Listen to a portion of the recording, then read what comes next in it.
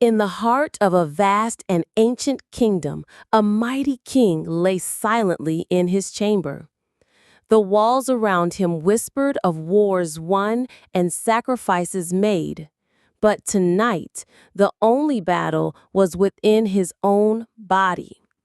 His skin had turned pale, his breath shallow, and the golden crown rested not on his head, but on the velvet pillow beside him. The kingdom's heartbeat slowed with his. Word of the king's grave illness spread like wildfire.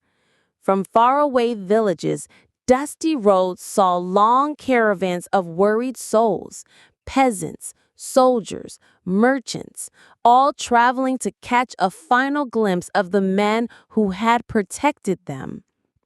Inside the palace, ministers whispered behind curtains. The queen stood like a statue beside the king's bed, her hands trembling as she wiped his forehead. "My people," the king murmured, his voice weaker than the wind outside. "Are they safe?" The royal physician leaned in. "They wait for you, your majesty. Outside the gates, thousands have gathered."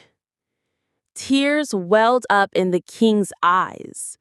From the palace window, soft sunlight spilled across the city.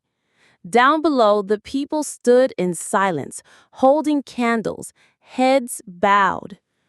A child raised a hand toward the palace and whispered, "Don't go, my king." The high priest entered the chamber, placing his hand over the king's heart. "Your spirit is strong, my liege, stronger than this illness." The king, eyes dimming, smiled faintly. "Tell them, I never ruled them with fear. I ruled them with love." And with that final breath, the room froze. Then, like the sun rising after a storm, the entire kingdom began to cry. But in that sorrow, they found unity.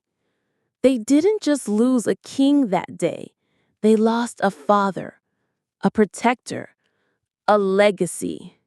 The crown was placed on the royal pillow, the flags lowered, the sky dimmed, not from clouds, but from grief. Yet as bells rang across the land, his voice echoed in every heart. "I am still with you." In every prayer, every act of courage, and every moment of peace. Long live the king, forever in memory.